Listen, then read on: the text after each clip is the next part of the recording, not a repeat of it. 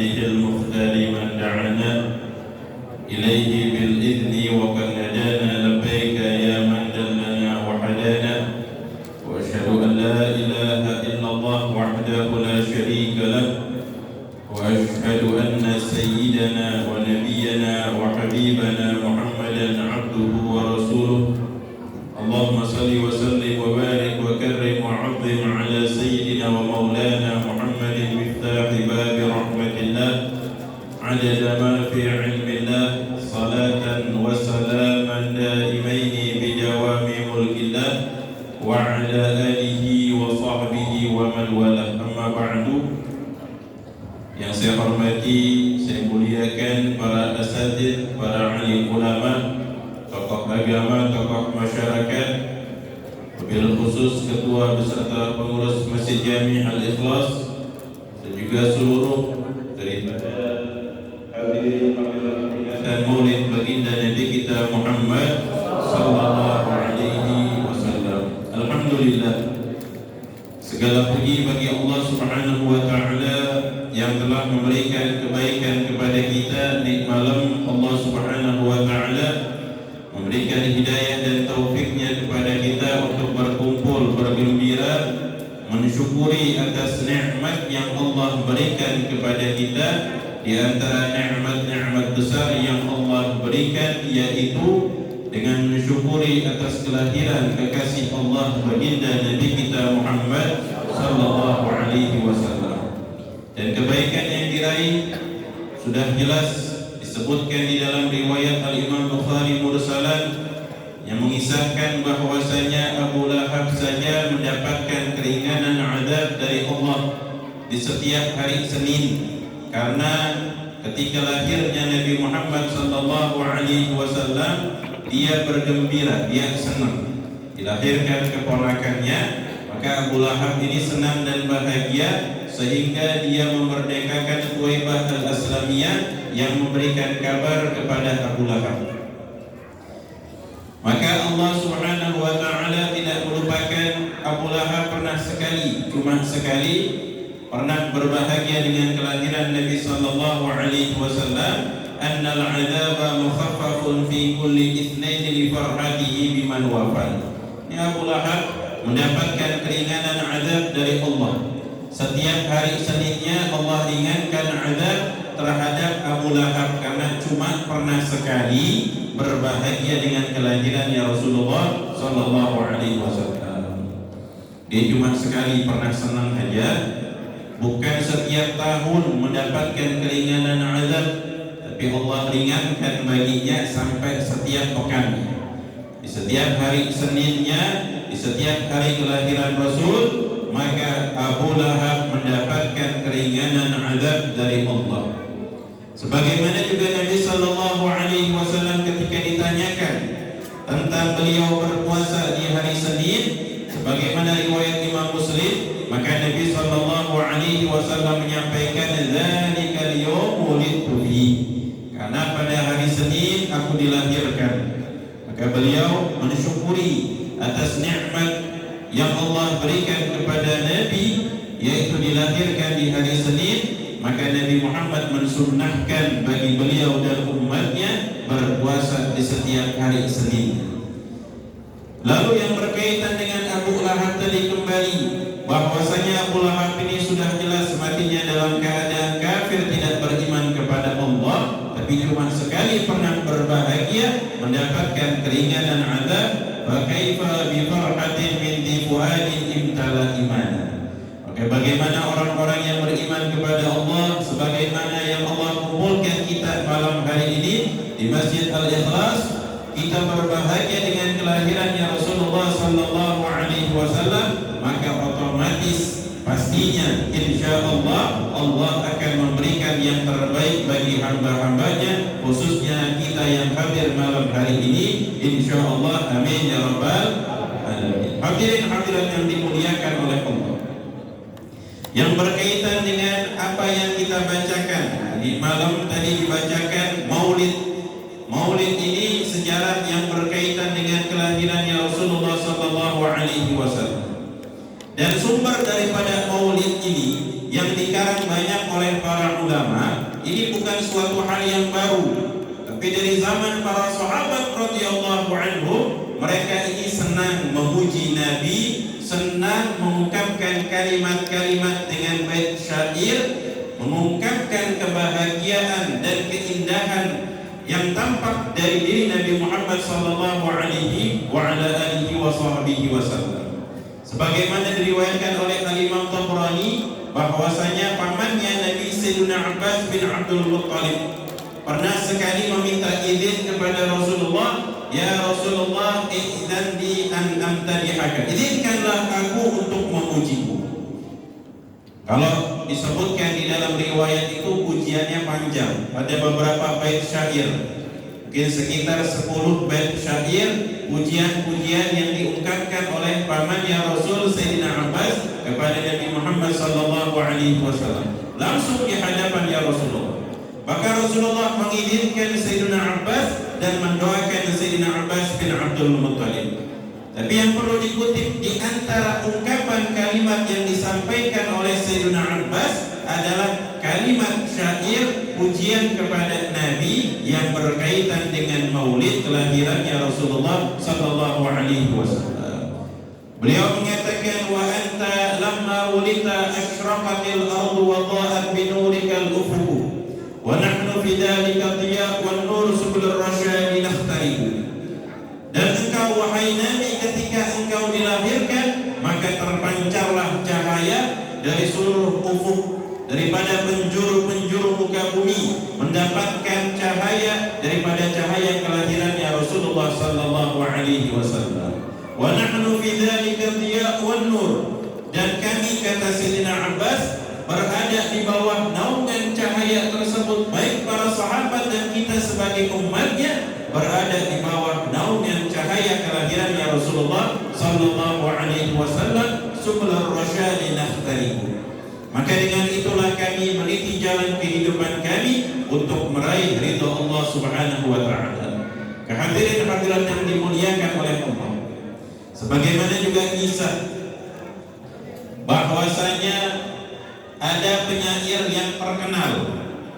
Ya, karena di zaman Nabi ini banyak penyair-penyair, itu orang-orang yang pandai mengungkapkan kalimat bahasa Arab dengan syair-syair atau qasidah-qasidah.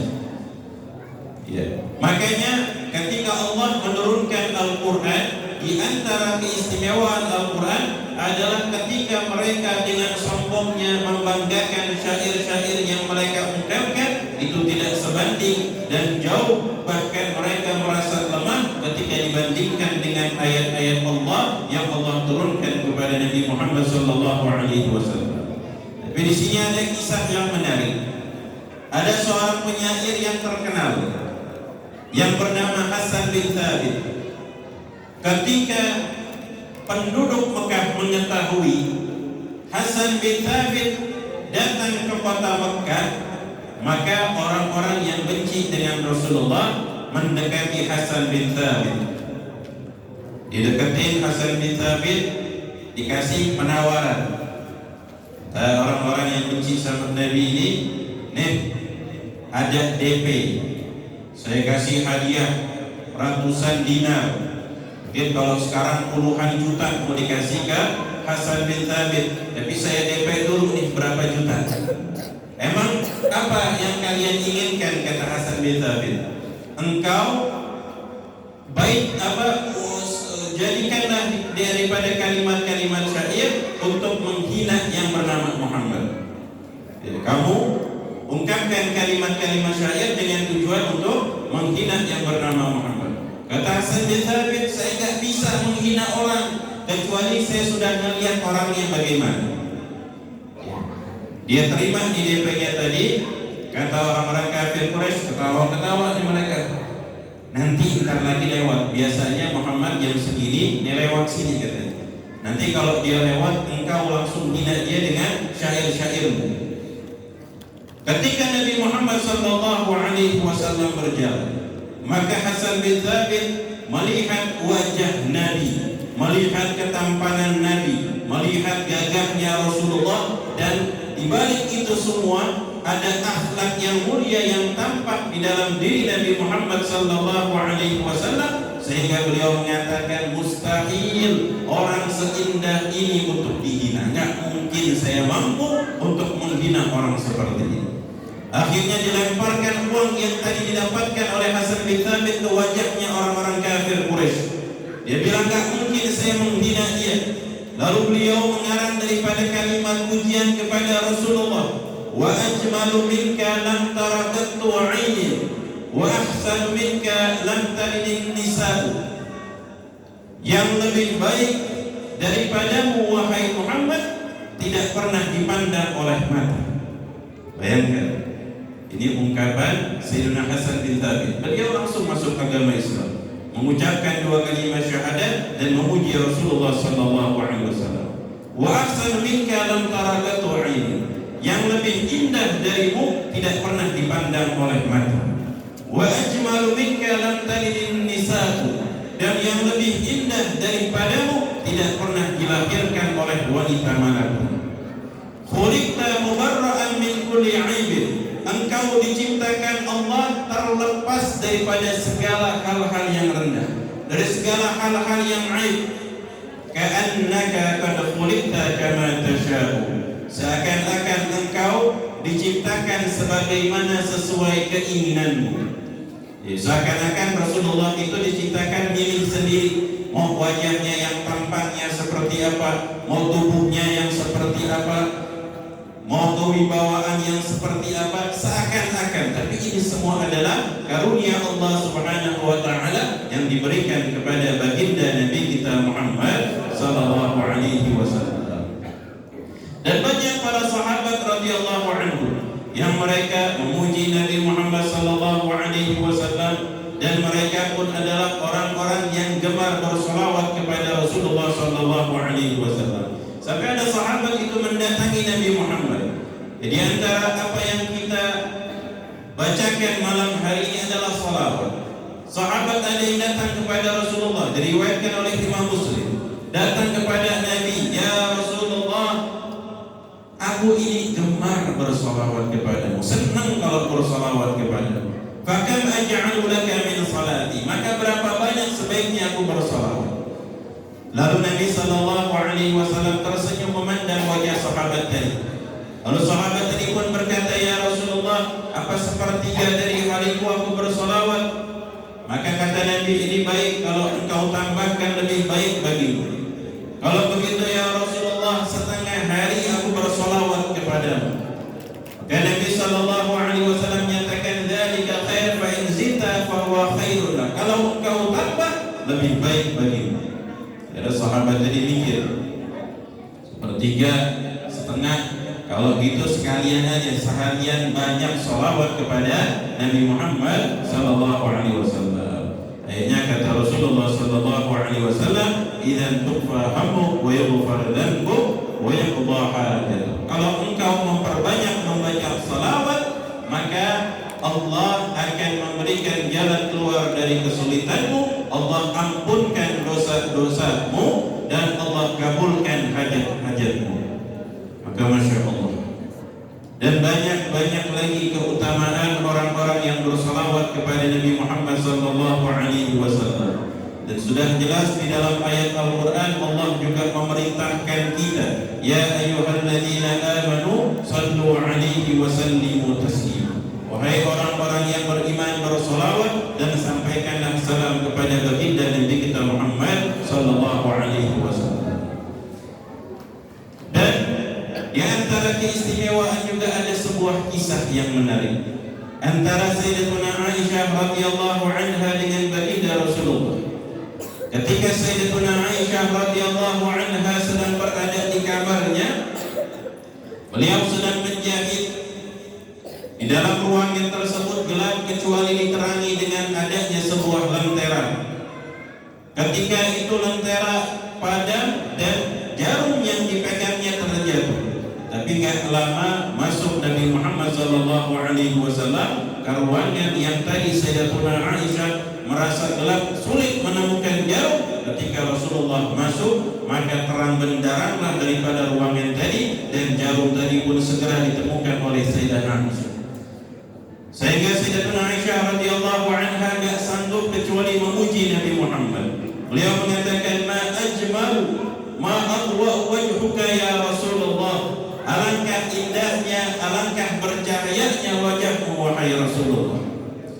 Pernah ya pulang ke rumah dipuji sama istrinya?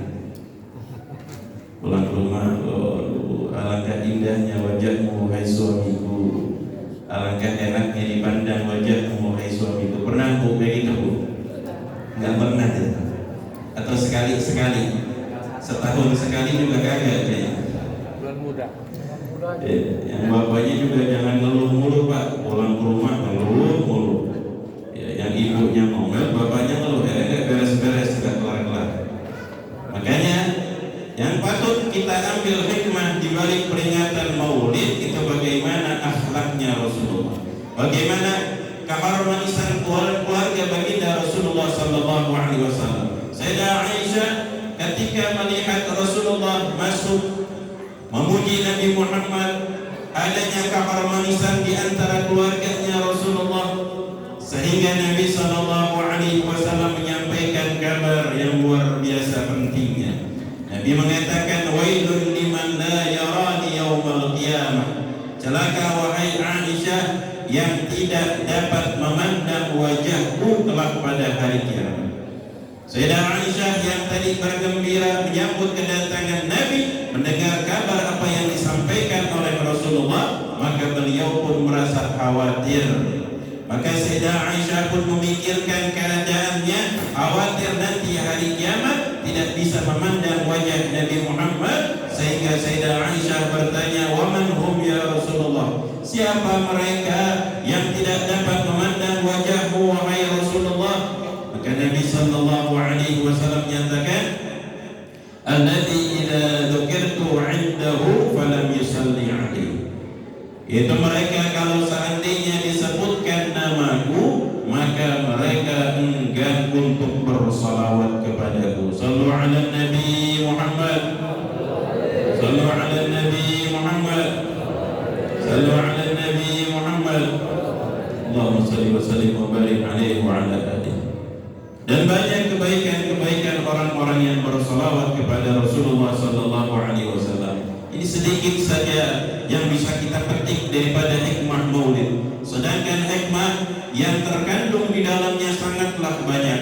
Baik yang berkaitan dengan siratun nabawiyah, sejarah bagaimana Rasulullah ketika dilahirkan di tanggal 12 bulan Rabiul Awal pada tahun gajah, apa yang dimaksud dengan tahun gajah, dan bagaimana ketika Rasulullah dilahirkan tampaknya cahaya yang terang benderang, sehingga Ummuna Aminah radhiyallahu anha mengatakan, sampai kata nadartu ila ba'di kusurir Rum, ketika lahirnya Rasulullah maka ruangan menjadi terang, bahkan sampai ke langit. Bahkan kata beliau, daripada ibunda Aminah sampai aku bisa melihat daripada bangunan-bangunan yang ada di Romawi.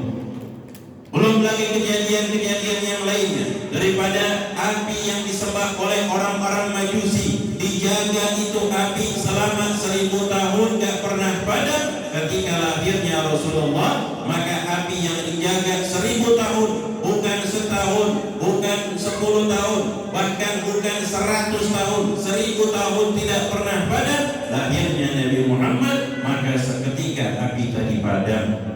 Belum lagi patung-patung berhala yang berada di sekeliling Ka'bah, semuanya tersungkur wajahnya ke atas tanah, sehingga orang-orang kafir Quraisy merasa takut dan khawatir, membangunkan daripada patung berhala, jatuh lagi, dibangunkan, jatuh lagi. Ketika dibangunkan 3 kali, sudah pegel sama sesembahannya, akhirnya patungnya diikat biar gak jatuh.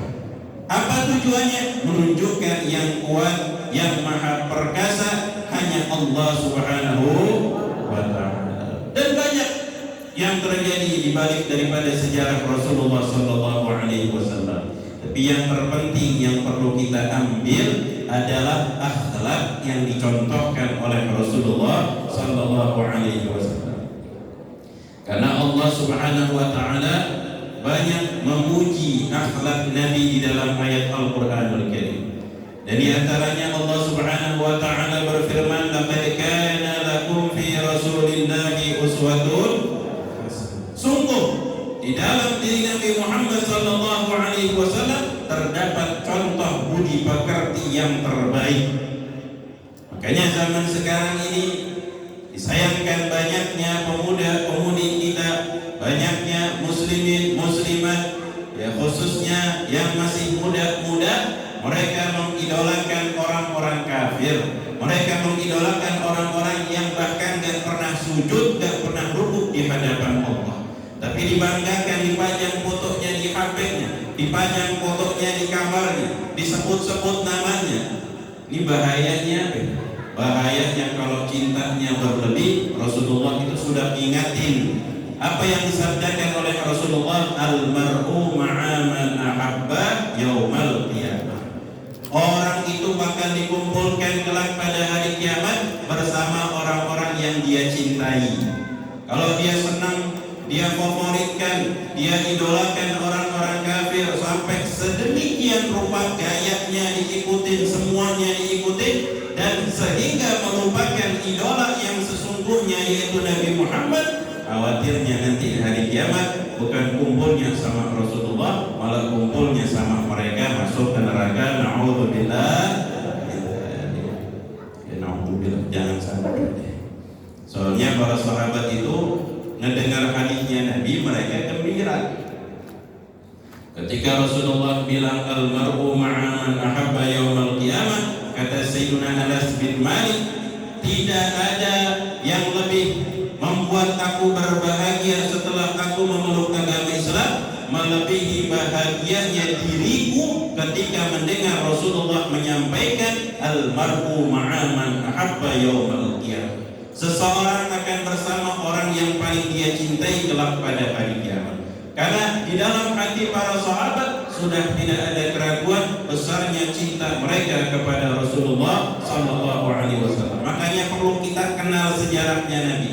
Perlu kita kenal keindahan akhlaknya Nabi. Perlu kita tanamkan lagi idola kita yang sesungguhnya, yang dipilih oleh Allah untuk umat Islam, yang terbaik sepanjang masa, yang tidak tertandingi sepanjang masa. Bahkan bukan hanya umat Islam yang mengakui, bukan hanya para ulama kita yang mengakui, bahkan orang-orang yang tidak beriman kepada Allah sekalipun, bahkan orang kafir sendiri, kalau dikatakan atau ditanya kepada mereka, siapa seseorang yang paling berpengaruh terhadap dunia, yang paling memberikan banyak kebaikan terhadap dunia, yang telah menyontohkan begitu lengkapnya daripada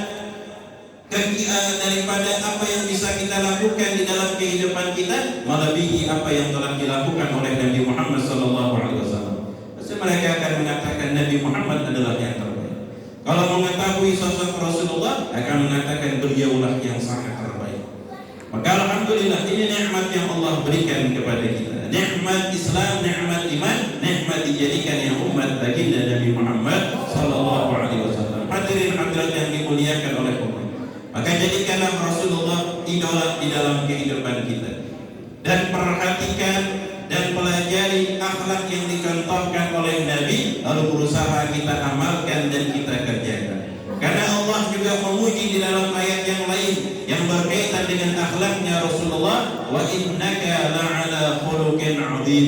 Dan sesungguhnya di dalam dirimu wahai Rasulullah terdapat akhlak yang agung, akhlak yang luhur, yang indah. Kalau kita melihat sejarah Nabi, akhlaknya luar biasa. Akhlaknya Rasulullah ini berbalut dengan kewibawaan. Walahu ma'a suhulati akhlaqihil haibatul qawiyah. Rasulullah itu akhlaknya lembut tapi wibawanya luar biasa. Pernah suatu hari ketika Nabi SAW keluar dari rumahnya, beliau membawa 4 dirham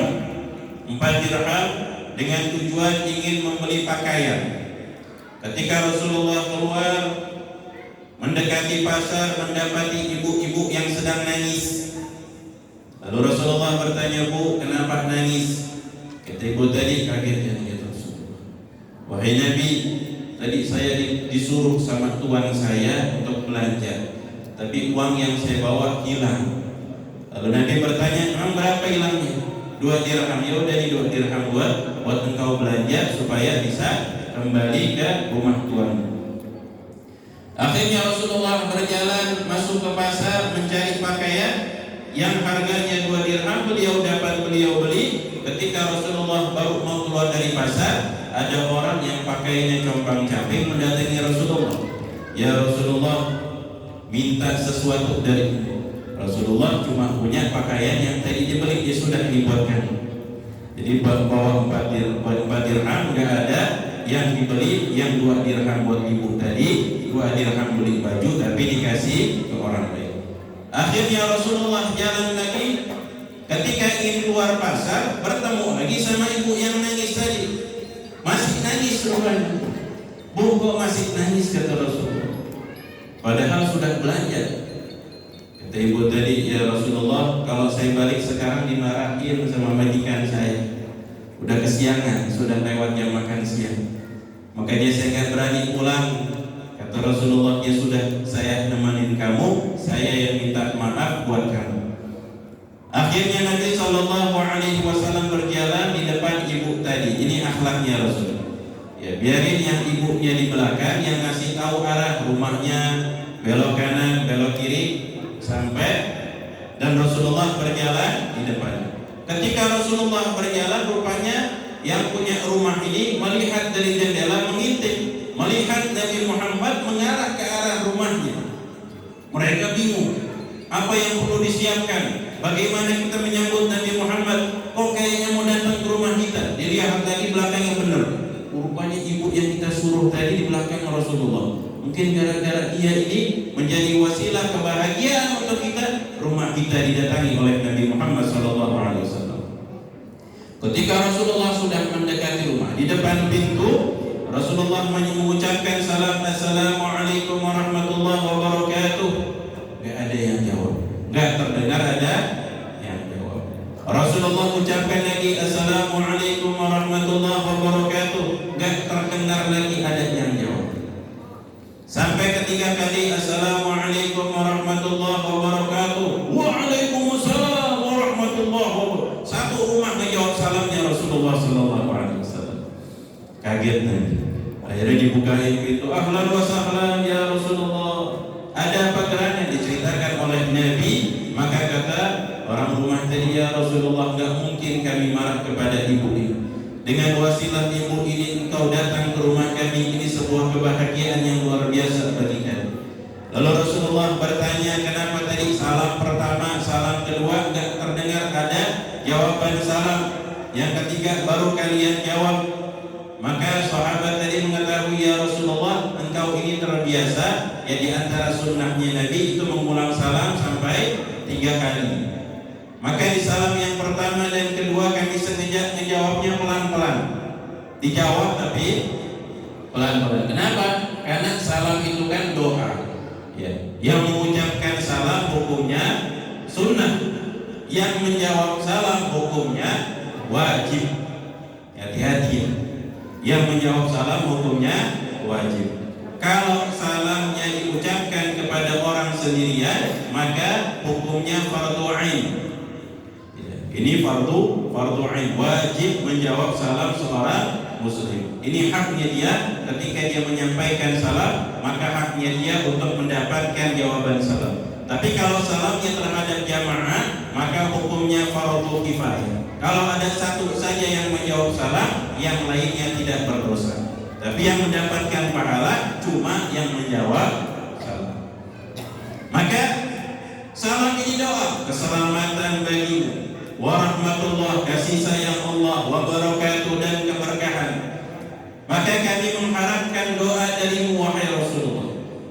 Dan makin banyak doa yang engkau ungkapkan, maka itulah harapan kami agar keluarga kami mendapatkan keselamatan, kasih sayang Allah, dan keberkahan dari Allah Subhanahu wa ta'ala. Maka setelah ketiga baru kami menjawab salam darimu.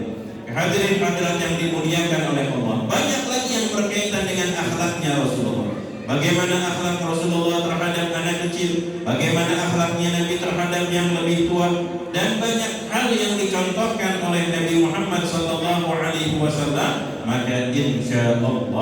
kita tanamkan di dalam hati kita dengan adanya peringatan Maulid malam hari ini. Kita berusaha menjadikan Nabi Muhammad sallallahu alaihi wasallam adalah idola di dalam kehidupan kita dan berusaha untuk mengenal lebih jauh daripada sosok Nabi Muhammad sallallahu alaihi wasallam, serta berusaha untuk menjadikan Nabi Muhammad adalah suri tauladan yang terbaik di dalam kehidupan kita, di dalam keluarga kita, untuk mendidik anak-anak kita, mendidik orang-orang di sekitar kita agar kita mendapatkan kebaikan di dunia dan akhirat insyaallah. Amin amin ya rabbal alamin. Ini saja yang bisa saya sampaikan, yang benar datangnya dari Allah, yang salah datangnya dari saya sendiri. Subhanakallahumma wa bihamdika asyhadu an la ilaha illa anta astaghfiruka wa atubu ilaik. Wa sallallahu ala sayyidina Muhammadin wa ala alihi wa sahbihi wa sallam. Alhamdulillahi rabbil alamin. Wal 'afwu minkum wa salam.